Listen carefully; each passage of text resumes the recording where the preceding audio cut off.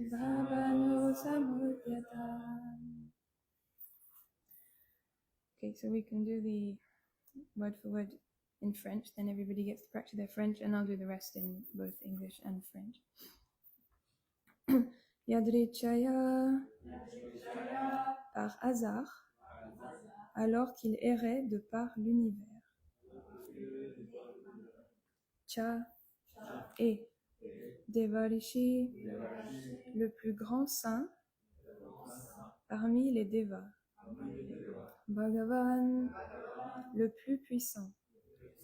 Tatra, là où les deux fils de Kuvera jouissaient de la vie. Kaurava, ô Maharaj Parishit. Apashyat, lorsqu'il vit. Narada, le grand saint. Devo, les deux garçons des Devas. Kshibano, les yeux révulsés par l'ivresse.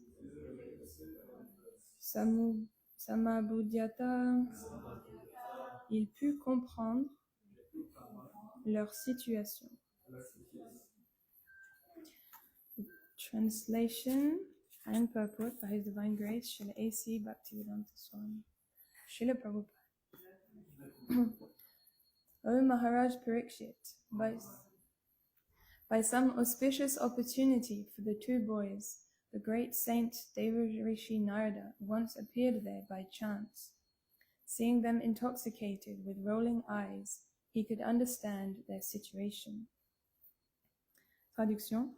Ô Maharaj Parikshit, par chance pour les deux garçons, le grand saint Devarishi Narada apparut un jour par hasard en cet endroit.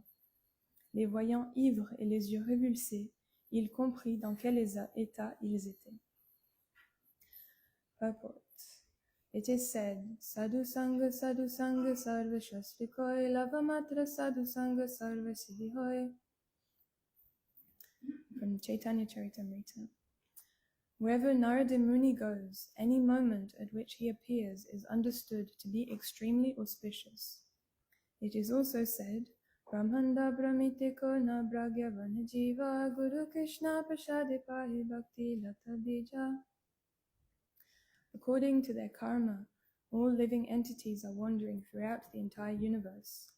Some of them are being elevated to the upper planetary systems, and some are going down into the lower planetary systems. Out of many millions of wandering living entities, one who is very fortunate gets an opportunity to associate with a bona fide spiritual master by the grace of Krishna. By the mercy of both Krishna and the spiritual master, such a person receives the seed of the creeper of devotional service. Narada appeared in the garden to give the two sons of Kuvera the seed of devotional service, even though they were intoxicated. Saintly persons know how to bestow mercy upon the fallen souls. Teneur reporté. Il est écrit Sadhu Sangha Sarva Shastrakoy Lavamatra Sadhu Sangha Sarva Siddhihoy. Quel que soit le lieu et le moment où Narada Muni apparaissent, cela est considéré comme étant de bon augure. Les Écritures disent également Brahmanda Brahmiteko na Bhagavana Jiva Guru Krishna Prasade Pai Bhakti Lata Bija. D'après leur karma, tous les êtres vivants errent de par l'univers entier. Certains s'élèvent jusqu'au système planétaire supérieur et d'autres descendent vers les systèmes planétaires inférieurs. Par la grâce de Krishna, parmi des millions d'êtres vivants errant ainsi, celui qui a beaucoup de chance obtient d'entrer en contact avec un maître spirituel authentique. Par la miséricorde de Krishna et du maître spirituel, cette personne reçoit la semence de la plante grimpante qui est le service de dévotion. Narada apparut dans le jardin pour apporter aux deux fils de Kuvera la semence du service de dévotion, et ce, en dépit de leur état d'ébriété. Les personnes saintes savent comment témoigner de la miséricorde aux âmes déchues. So next verse number 6. Just read the translation. Upon seeing Narada, the naked young girls of the demigods were very much ashamed. Afraid of being cursed, they covered their bodies with their garments. But the two sons of Kuvera did not do so. Instead, not caring about Narada, they remained naked. Verset 6. En apercevant Narada, les jeunes filles des Devas se sentirent très honteuses d'être nues. Craignant d'être maudites, elles se couvrirent le corps de leurs vêtements.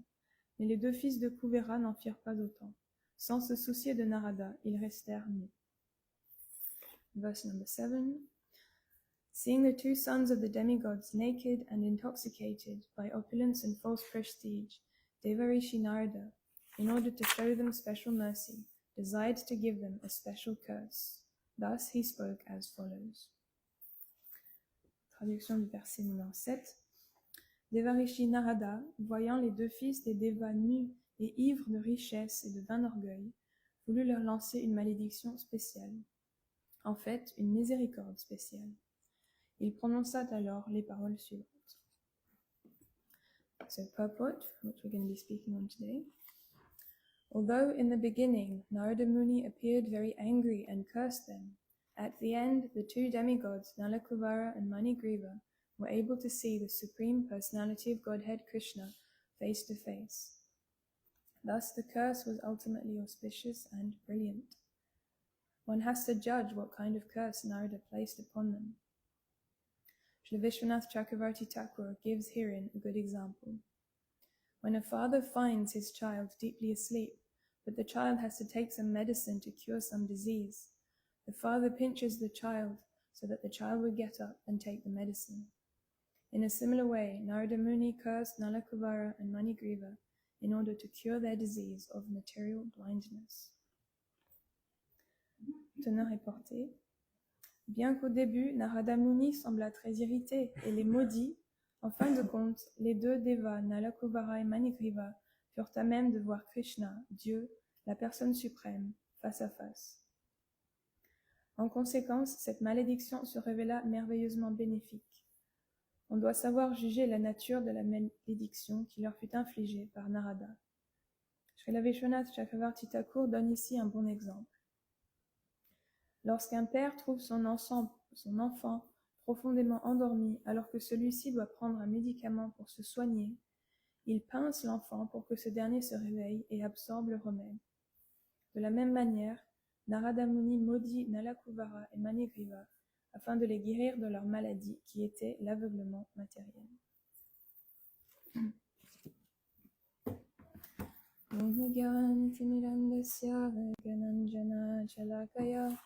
Chakshuru militam jena tasmai shri gurave namaha.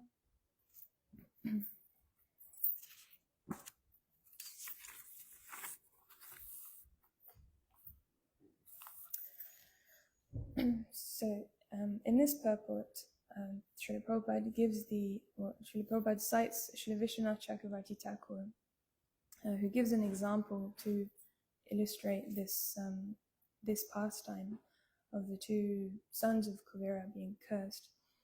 And Srila Prabhupada explains the analogy of the sleeping child who has a disease. Because the sleeping child, because he's sleeping, you could say he's in an unconscious state and he's not aware of his disease condition.